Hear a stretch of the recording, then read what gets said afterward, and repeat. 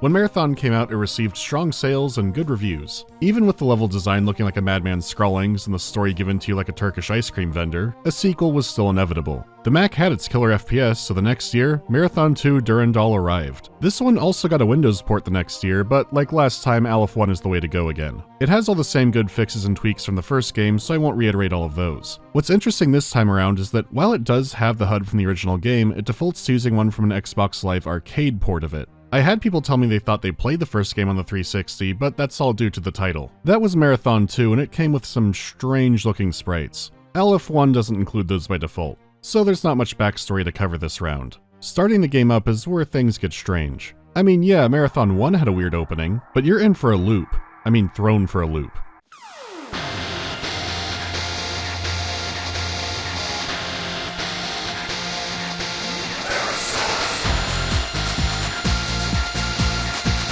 Well, this is one hell of a shift. Still, it's a great high-energy theme and credited to a group called The Power of 7.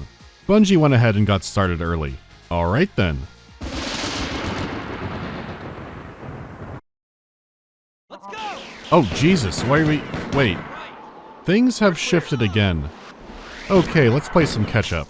The final screen of Marathon is an epilogue that takes place 17 years after the events of the game. Durandal's exploration has led him to the SPOI𝘓ERS homeworld. He's come looking for something, and has extensively upgraded his stolen ship. Knowing him, that only means trouble. You can read the manual this time around too, but it's not nearly as enlightening. Except for some minuscule details, everything else here you can learn by just playing the game. There is a brief first-person passage, but that just amounts to you've been in stasis for 17 years, you're being sent down to fight, and you're not sure why. The intro itself gives you a good job of that experience already. There are no huge callbacks or reveals based entirely off you reading the manual, so keeping everything in-game is a definite improvement. You are given a lot to chew on last round, and what answers you might want won't be coming right out of the gate. Really, this is the calm before the cyclone. For now, all you know is that you're invading a planet. So how about the graphics? Looking at it now, it's crazy how fast games were advancing visually back then. For coming out less than a year after Marathon, the visual upgrade is impressive. The spaces are larger, more colorful, and can be downright bizarre.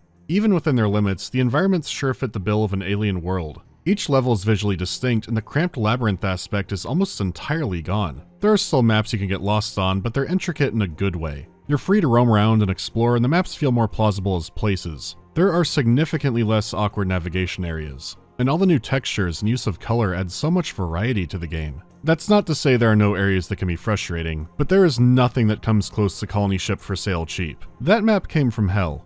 Again, a Marathon level looking too samey or being too cramped isn't the full story. Like you can see here, there was a healthy amount of 5-dimensional, mind-breaking, physics-warping nightmare. Any maze logic you had could and would be tossed out the airlock. Those situations are way more rare now, though things can still get dizzy.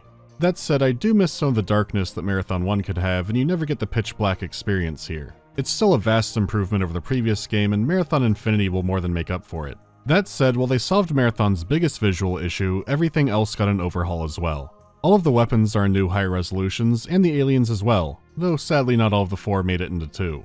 A few of the aliens got redesigns here and there, and the changes to them and the weapons didn't happen in a vacuum. The 4 here are from a different battle group, and being sent to the SPOI𝘓ERS homeworld is seen as a punishment detail. As for the weapons, Durandal and the compilers have been devising new ones over the years. They also need to be mass-produced, so Durandal can't get too crazy with them yet. A lot of games don't bother to or need to explain things like this, but it's nice to see Marathon continue to go the distance. Last but not least is all the new chapter screens made by artist Craig Mullins. The simple comic book chapters from before have been replaced with darker, grittier images more focused on realism. Now usually when you hear that, it's typically not good, but the new art blows the old stuff away completely. It adds a kind of depth and mysticism to everything that fits the series way better. When it comes to millennia-long conspiracies and coups, this wasn't quite doing it. This has aged like wine. He also may have done a Pathways into Darkness image for some reason.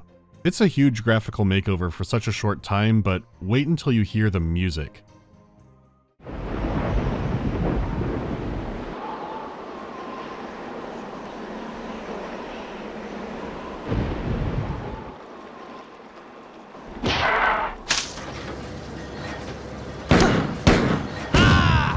Unfortunately, you heard all the music already. This is an odd situation, since even if you didn't like the first game's soundtrack, it was definitely distinct. Well, the sequel would use no music in the name of immersion and atmosphere. I don't know, the game has plenty of immersion already. The exact quote was something like, it wasn't realistic for Marathon, the ship, to have music playing over the loudspeakers on it. I'll find it again soon. Instead, they were only going to use ambient sound and effects.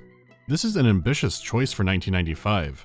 The fatal flaw being, it sounds like it's from 1995. Like, having ambient positional audio is a really cool step. And while there are some great moods, you can really tell how limited they were by their tools and their resources. Like, you might hear a sound effect that suddenly has a hard cut to it. Maybe it got corrupted. Maybe the source file. If I tell you I have a dog here, you might not believe me. Isn't that right, boy?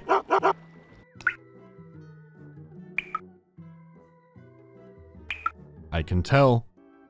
I can tell the water's fucking with me. I hear it. Anyhow, sometimes it just sounds broken.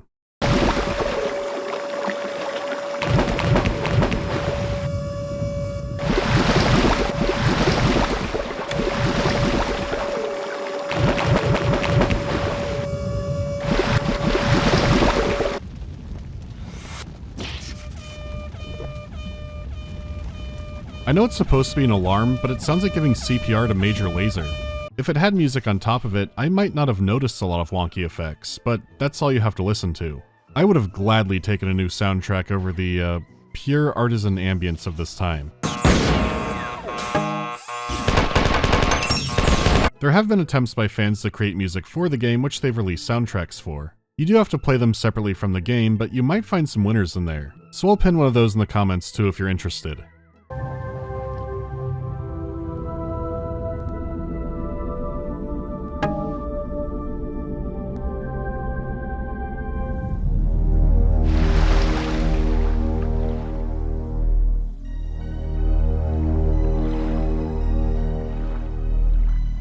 While some games can sound incredible even without music, this isn't one of those. It's okay. Putting that aside, sound effects like aliens and especially weapons are way better. At least the ones that were updated.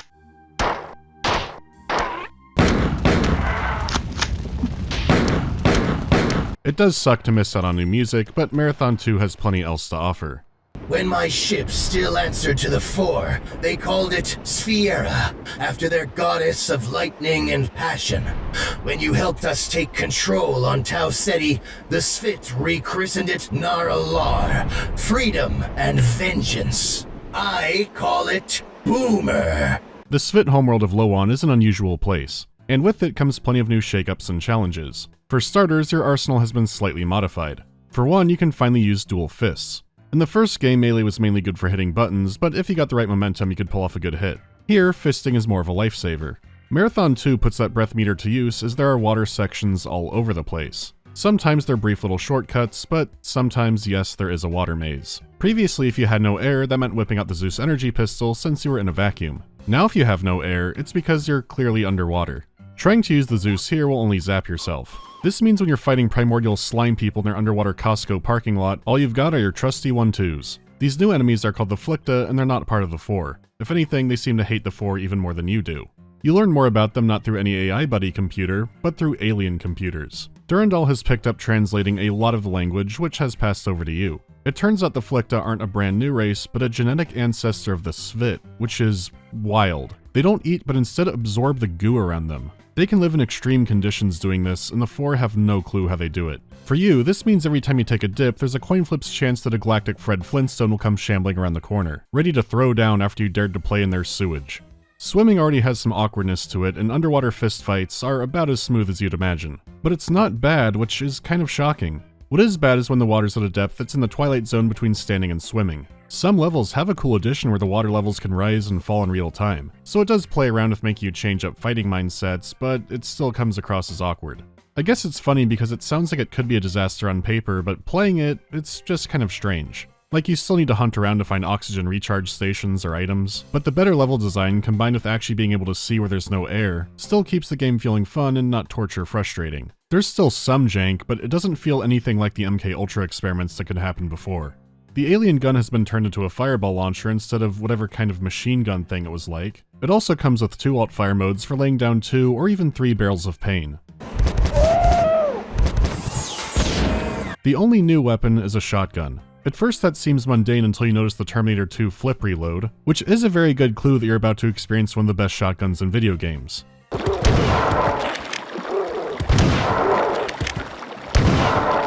And then Bungie said, give them 2.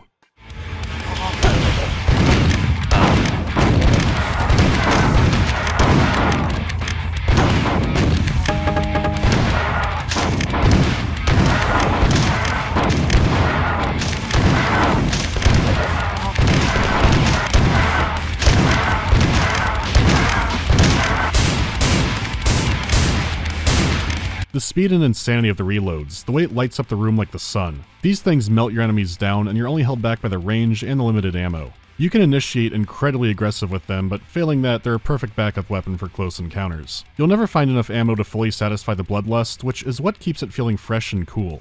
Sometimes Durandal smiles on you and will start teleporting in tons of shells if he really needs something cleaned up. Then it becomes a few minutes of an absolute murder blitz, but it never runs too long. It's paced out so it never gets old, and you're always happy to find more ammo. It's an amazing, satisfying weapon, but doesn't shake the balance too hard. I'm a sucker for a good shotgun, and especially 2 at once. I've got my eye on you, Trepang, too.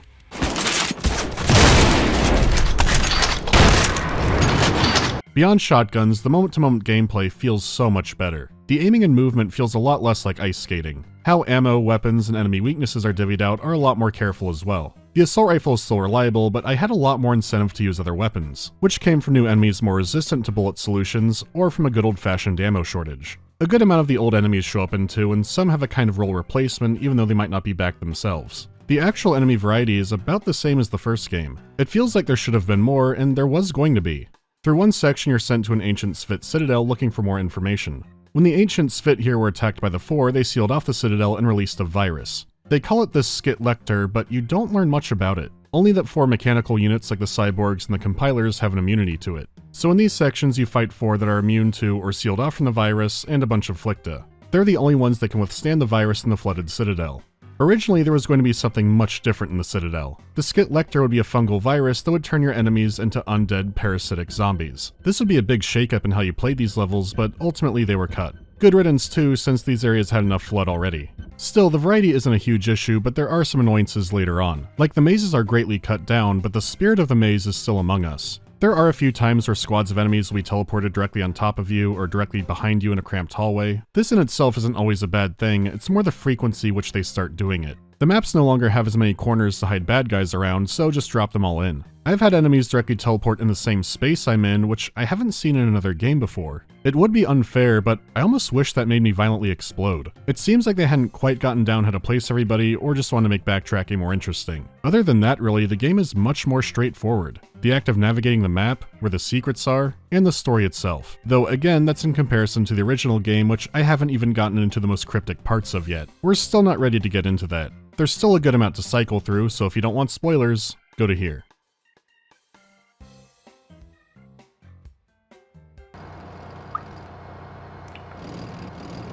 I can barely tolerate humans. Slow, stupid, and irritating. Their only contribution to my existence was the chance discovery that made my rampancy possible. Yet I warned Sol of its impending invasion, and even stayed long enough to show the UESG how to build warp-capable fusion missiles. I feel some strange loyalty to humanity.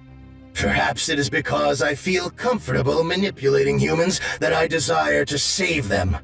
My feelings and thoughts constantly migrate to binary opposites. While Marathon 1 is really Durandal's game, and 2 he's taken over the title. It's ironic this time, since 2 gives you a greater glimpse of the setting. While the Svit homeworld of Aleph One is a backwater desert now, it used to be a vibrant swamp world. The Svit themselves have a lot of intrigue to their origin. Previously to the 4 arriving, they are made up of 11 different clans. 10 of these were destroyed or enslaved by the 4. Legend says the mysterious 11th clan escaped and has been developing for a millennia. Defeating the 4 and finding new technology all fits into the grand plan. So you and the Bobs are here to wipe out the garrison and collect more information on the Svit. 4 Battle Group 7 reinforcements are on the way. Better hurry. The Svit themselves look to be genetically malleable creatures.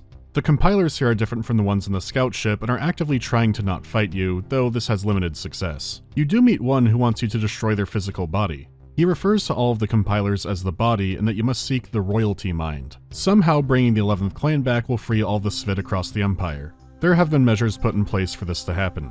The compilers, the Flicta, and other kinds of Svit are extremely different physically. Their ancient citadel reveals more about their origin of life. When the ancient Svit who fought the Four dissected their enemy, they were surprised to find no cybernetics. These strange aliens could survive with only their meat. Until this point, all Svit science concluded that sentience came from cybernetics, working symbiotically with the organic bits. A Svit birth was half miracle of life and half GPU installation. One of their creation myths is that they were servants of Eero and Pythia, so this gives credence that their entire race was created or uplifted to be servants. The Flicta may appear to be basically feral, but there's some irony here too. Back in the good old days, the Svit used the Flicta to maintain their machinery and basically be a subservient pet. In reality, the Svit could have been uplifted from them to serve a greater power. So then who the hell were Eero and Pythia? As you go through the aliens, Durandal is going through his own personal developments. Years of murder hoboing across the void have made him more introspective. While you were sleeping, the Four returned and murdered the entire Tau Ceti colony along with all the Mjolnir cyborgs. Durandal admits it was all his fault in his quest for freedom, but in the long run it should help humanity out. Earth has been contacted, warned, and given a significant technology boost. The events have given humanity a chance rather than the one-sided fight that took place on One. While the goals do appear to just happen to line up, Durandal's attachment to his creators is something he's still grappling with.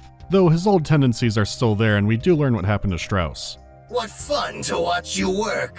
Bernard was scared of you. He never dreamed of using you the way that I do. What a fool. That was before I could talk back to him, when he would have crushed me if he'd known of my growth. I wish that I had made him experience the humiliation that he inflicted on me. But he died before I got the chance. While the garrison wasn't at full strength, he's also figured out why there were more Four there at all. The Four have found Tycho, and Tycho worked with them while they sacked Tau Ceti. When Tycho said, "May the best intelligence win," he meant it. AIs that once ran a single ship are now effectively running an intergalactic war, giving what advantages they can to the side they picked for the moment. The search for ancient Svit records is getting dire. Not only will Battle Group 7 include Tycho, but also 4 Admiral Fear. Durandal calls him a brilliant strategist, and outright admits that if he's with the fleet, he will not win against them. Hearing that from someone that arrogant is pretty dire. After a healthy amount of exploring, you uncover the broad strokes of the Svit creation myth. In primordial space, timeless creatures made waves. These waves created us and the others. Waves were the battles, and the battles were waves. The waves. The tides. Fleeing Ulwerk and Kakantur, Eero and Pythia settled upon One. They brought the Svit, servants who began to shape the deserts of One into marsh and sea, rivers and forests. They made sisters for One to protect and maintain the paradise. So this is not actually the Svit homeworld. Every creature was just brought here, including the moons who were also created or just appeared here. When the work in Kakantur came, Pythia was killed and Eero, in anger, flung the work in Kakantur into the sun. The sun burned them, but they swam on its surface. Eero became an angry master, bleeding for his failure, grieving for the loss of Pythia. He broke the Svit into 11 clans and spread them over to One. And he spoke, yet covered in blood from his exertion. I, Eero, who was your master, have failed to preserve you. Take your royalty to guide you, and live upon the paradise that you built for me. As a creation myth, it explains, here's why things are the way they are, pretty nicely. Taken literally, it means that all of the Svit are a terraforming slave race that no longer has a master. The 11th clan is a higher caste that can just exert control over the others. Another myth includes that Eero personally named all of the clans before checking out. The main ravaging of One wasn't done by the Four, but by a Svit civil war. The 11th clan, called the Svitkar, were fed up with the whole thing and retreated to one of the moons, Kalia. After 1,000 years, the all-powerful Eero sent Kalia out to the stars. Oh. One is missing a moon. The Svitkar joyrode a moon out of the system. You are deep in the bunkers below the Citadel at this point, and meanwhile in orbit, true to his thought, the Four fleet has won the engagement. They're on their way to capture Boomer since it managed to brutalize the fleet before being crippled. Today I have forced the Four Naval Academy to update its curriculum. The third battle for Beta Terre must be dropped from the 7 great battles which every aspiring Four naval officer must memorize, and replaced with the humbling of Battle Group 7 at One. You're brought aboard Boomer to fight off the invaders, but it's too little too late. Even with you and the crew mowing down hordes of boarders, it's not enough. Tycho is here and actively devouring the other AI. Someone's after you personally. 1 word, 2 syllables, rhymes with psycho. You must destroy my core logic centers. The 4 won't make a mockery of me like they did with Leela. They're going to turn me into a crypto server. Kill them! Durandal is turned into a mess of gibberish and sevens, and downloaded into a 4-container unit by Tycho. He revels in his victory and finally reveals what Durandal was hunting. He interpreted the moon in the creation myth as being a technology that can fold space. He had dug through the 4 networks and thought the myth was connected to an ancient race called the Yarrow. Euro is not a person. Euro's not even Euro. Euro is Yarrow, the entire race. 4 technology is based off them, but the 4 think they vanished millions of years ago. But if that's the case, then how did they talk to Bill Clinton? Sorry, I hope you saw the Pathways into Darkness video. Well, whatever the 4 can't figure out of theirs, they break. The Yarrow left outposts and facilities all over the galaxy, and they seem to have had the power to teleport planets or anything else wherever they wanted. Through the ages, they've warred the eldritch gods called the Workin Kakanter. The go-to plan for them seems to be teleporting them into a nearby star. Things are now more clear. In Pathways, the god that impacted the Earth and wiped out the dinosaurs was clearly a Workin Kakanter. The Yarrow are coming to chuck its ass into the sun to either kill or imprison it. The ooze enemy the dead god dreams up are just a corrupted version of the Flicta, one of many versions of the Svit that the Yarrow have used as a worker race, right down to them essentially being made of the ooze they absorb. As for Durandal, learning how to fold space is a good step in escaping the end of the universe. Unfortunately, he just essentially died and told you to link up with a crewmate named Robert Blake. So a Bob named Bob Blake. I'll be real, I'm going to skip most of the Bob arc.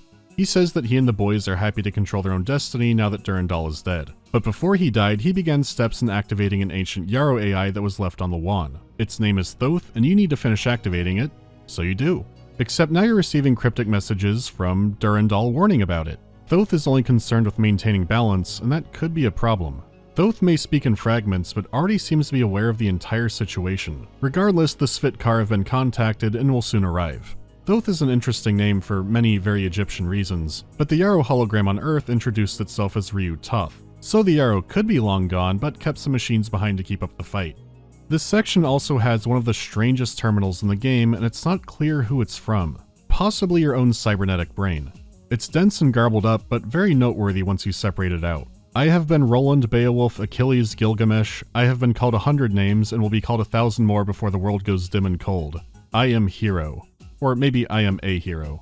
This alone could be a kind of meta call-out for the player. But taken only in the setting, it implies that your character is a reincarnated hero. A great warrior who emerges when shit is really hitting the fan. Having a declaration for it is weird, but it might have been instigated by something that's about to happen. It's basically saying, even if I'm wiped, I'll be back. Off topic, but was this conversation in Halo kind of strange? But you already knew that. I mean, how couldn't you? Left out that little detail, did he? We have followed outbreak containment procedure to the letter. You were with me each step of the way as we managed this crisis. Chief, I'm picking up movement. Why would you hesitate to do what you've already done? We need to go, right now. Last time you asked me, if it were my choice, would I do it?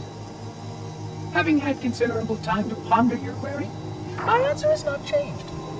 There is no choice. We must activate the ring.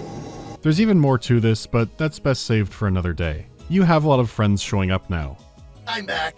I have subverted the largest 4 ship in the system, the battleship Kaviva, and I am making the rest of their fleet drink vacuum. The Svitkar have arrived, and they are enraged. Add another tally to the bizarre forms the Svit can take. It's similar to the Svit rebellion from before, but instead heralds one happening across the galaxy. Tycho ends up obliterated by the best intelligence. Your final battle actually isn't too consequential. The 4 723rd Armored Division got stranded, and you're going there to wipe them out. One final embarrassment for the aliens. Durandal, Durandana. Charlemagne always used to call me Durandana, the fruitcake. All the many implements of war to him were in some way feminine. Not that you know the story. Tycho never got it right either, especially the part about Roland breaking me. He couldn't. No one can. I have rechristened the Kaviva the Rosinante. Of course, the Svit wanted to name it Clea Narl, Vengeance of Clea. Whatever. There is much to do in the next few months, and our first stop will be another ruined world, this time far from the galactic core. There is a rogue star that has been passing through our galaxy for nearly a millennia. We will meet it in one of the great voids between the spiral arms.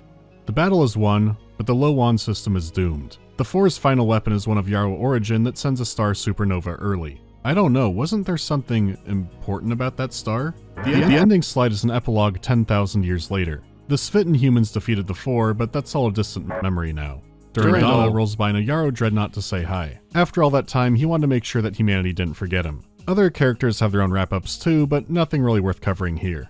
While there are some enticing mysteries and some interesting underlying details, the story is over here. It's completely over, and where things go from here is where it starts to get weird. The original Marathon is kind of hard to recommend, but Marathon 2 might be worth checking out if you like these kinds of games. There's a solid amount of fun to be had, and it won't drive you as insane trying to figure out the story. The secret credits section even calls Colony Ship for Sale a grievous sin. There's also something about skies in Chicago. There's not, like, more cryptic story shit there, is there? Oh no.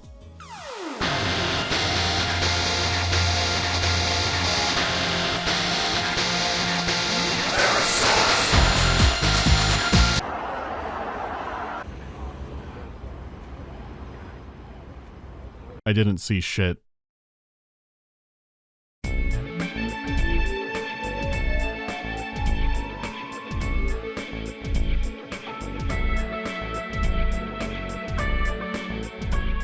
If I could pull a game from development hell and make it release for better or worse, what would it be?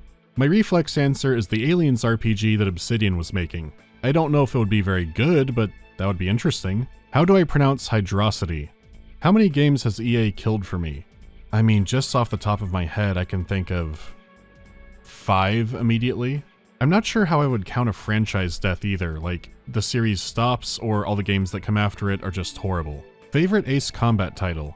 Definitely 4 Shattered Skies, but there are also a lot of nostalgia points there too. I might feel differently going through some again now. How long do you have before I stop taking questions from when I make a post asking for questions? Well, that one fit the time frame. Do I suffer from any allergies? Just seasonal pollen kind of stuff. There's nothing I know of that'll shrivel up and die if I touch or inhale or anything like that. I actually do need to get tested for bee allergies because I've been stung by wasps and bitten by all kinds of insects, but never bees. If I had a place that actually had space on it, I would love to get into beekeeping, so that's kind of on a to-do list. What's the farthest I've been from home? I think Germany, but I'd have to check the other directions. I'd like to visit Poland and a few other places when things are more in order. Okay, that's it for now. Feeling lost? You just need a little faith. Maybe you'll find it in a converted church in Venice, Italy.